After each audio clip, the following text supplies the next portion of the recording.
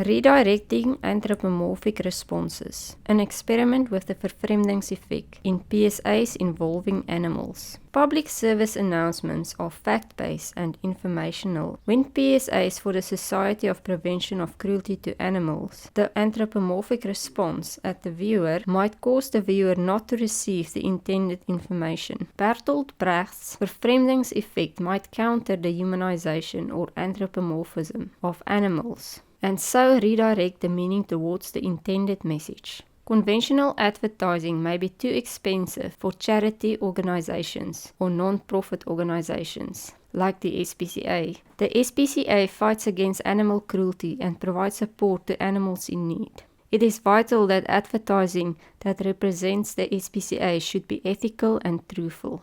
Some of the animals the SPCA work with may not be in a good shape when they are found, and visual media containing neglected animals or matters may not only create the wrong impression about the SPCA, but might also upset the viewer.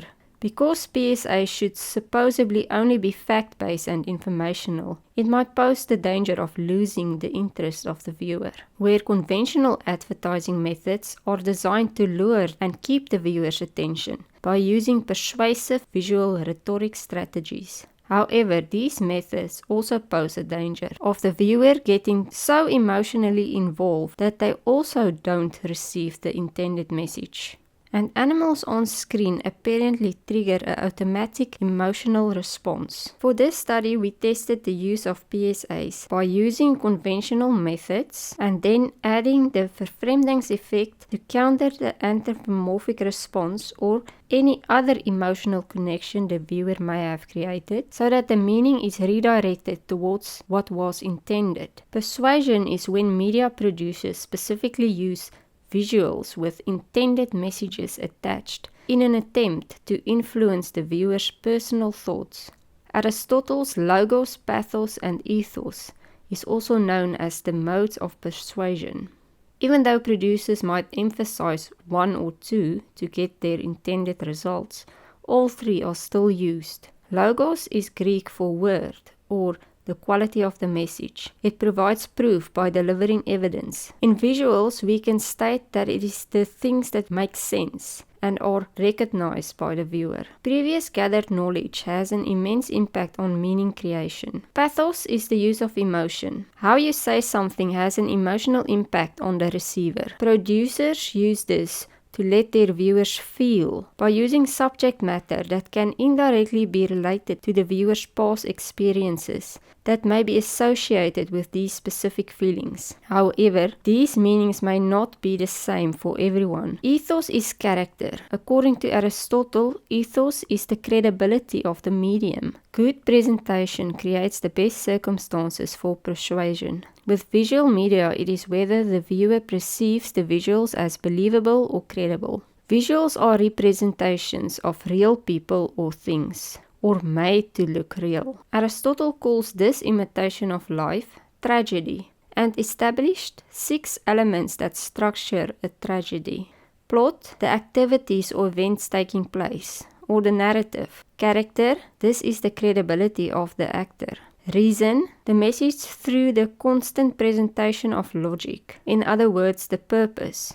Diction, the composition of the verse. In visual representations, the narration or dialogue. Melody, the method or structure of the presentation. Spectacle, what is presented. Everything inside the frame. Producers intentionally and selectively include subject matter that might create certain meanings. Signification is the meaning-making process and consists of 3 facets: the signifier, the signified, and the sign. The signifier is a material entity and can be anything from visuals to sound. These objects only become signifiers as soon as they acquire significant meaning, meaning that when it is noticed and recognized, it now stands as a sign. Therefore, we can state that the subject matter in visuals can act as logos. Potential associations are limited by memories. When the signifier is connected with a signified and forms a sign, signification took place. This is the first level of signification, or also known as denotation. Denotation is the act of recognition recognition based on learned memories. Signification might continue into the second level of signification, or also known as the levels of connotation, where the sign from the first level now acts as the signifier and connects with more personal associations every time the cycle occurs. Pathos become more evident in these levels of connotation, as feelings and emotions starts to become part of the process. Feelings are natural survival responses, like hunger, thirst, pain, or fear, while emotions are happiness, sadness, sorrow, anger, and many others. Sympathy is when one person feels for another. It might encourage involvement towards improvement by creating a desire for benefit of the other person. Sympathy can take place in thought or imagination. It occurs from a third-person point of view, looking in from the outside. The observer sees or thinks of the other person and recognizes the characteristics. So denotation takes place. In the second level of signification, or the first level of connotation, the observer reads the characteristics that can be associated with feelings of the other person, because these feelings resonate with the observer. Now the observer understands and feels sorry for that person. So the observer is now experiencing sympathy. The observer still observes from the outside looking in. Empathy takes place in the deeper, more personal levels of signification. Empathy is when you can say, I can perceive as you perceive, or I can feel as you feel. The observer is pulled into the situation and adopts the mental state of that person. The act of empathy still allows the observer to make his own interpretations, only from the other person's circumstance, like walking in their shoes. Empathy can take place instantly and unconsciously, leaving the viewer mesmerized by emotion. The signification of empathy may follow the same path as with sympathy. Now the observer lifts himself into the situation. Sympathy is now the signifier, and the signified is the situation of the other person. The observer experiences empathy as the new sign, because the observer now walks in the shoes of the other person. Empathy can also not follow the path of sympathy. The level of signification where sympathy takes place is just left out. Empathy takes place in a first person's viewpoint. Empathy is used by producers to draw the viewer in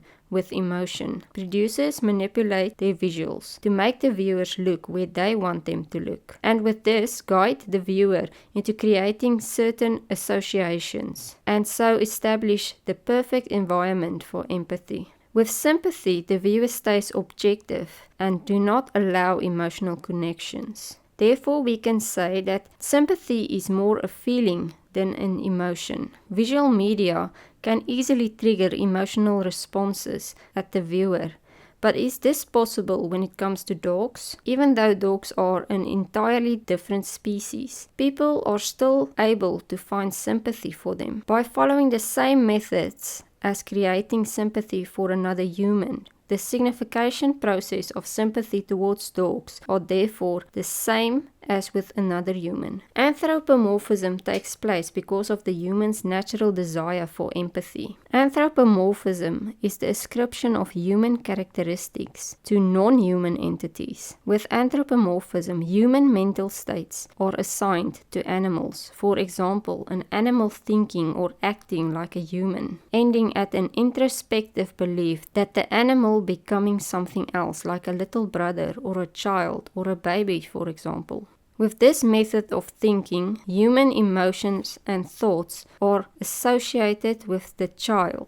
When we see our dogs as children or babies, it is easy to interpret their emotions and behavior according to human standpoints. This suggests that the signification follows a slightly different route. The process stays the same, up to the point where the observer places him or herself in the other person's position. As explained, to allow empathy to take place, the observer needs to put himself in the shoes of the other person. Hypothetically, because dogs do not wear shoes, we give them shoes by integrating anthropomorphism into the process of signification. The journey of the dog is now combined with the journey of the child. Since it is not possible for a human to exactly know how a dog feels, the observer assigns emotions and feelings that he believes the dog or child would feel, and now the observer can put him in the shoes of that child. Empathetic responses to PSAs are therefore problematic because of the subjectivity of this anthropomorphic signification process. Therefore, to keep the viewer objective and encourage positive change, anthropomorphism needs to be blocked or interrupted so that empathy can be controlled. The verfremdungseffect was designed by Bertolt Brecht, a poet and playwright. Brecht's theatre work was unusual and described by some as violent poetry. Brecht used his plays to educate his viewers while still entertaining them, and with this encourage positive change. He believed that when the viewer becomes empathetically involved, they do not receive the required information. They only see it as a play or a film and not something real, so therefore afterwards do not feel the need for change. The verfremdungseffect interferes with this hypnotic trance, making the viewer reconsider the meaning. Brecht's viewers could experience empathy, but only for small periods. But then the ethos would be broken to pull the viewer back into reality.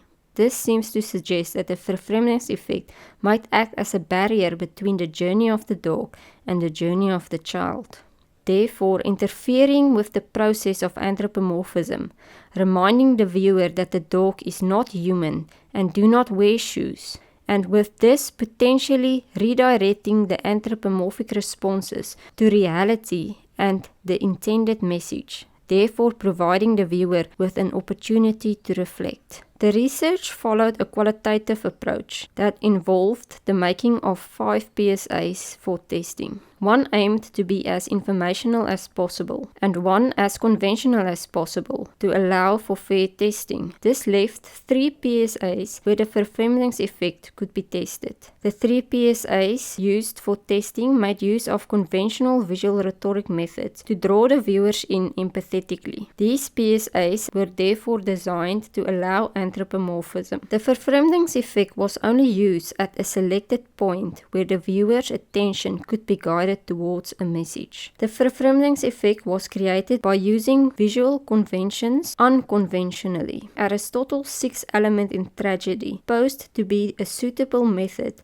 that could be used to cause the verfremdungseffect when the elements of tragedy are disregarded. To create the verfremding of Aristotle's structure element, shots that interfered with editing continuity was used, like upside-down frames, different colors, frames that were too small for the screen. Aristotle's spectacle element was disregarded by adding things that would remind the viewer of the process of making films. Camera equipment in the background, finding focus, bumping the camera. The character element was disregarded by focusing on making the viewer aware of the characters.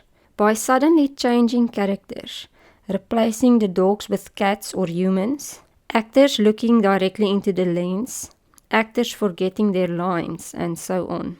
The PSAs were then tested in separate focus groups from different fields that were selected according to the needs of the study. The focus groups consisted of a panel of creative experts, a panel of the representatives from the SPCA, and a panel that represented the general public. The results showed that some techniques were unsuccessful, while others showed success only in selected fields. And interestingly, only the creative expert panel found the PSAs that was completely informational boring.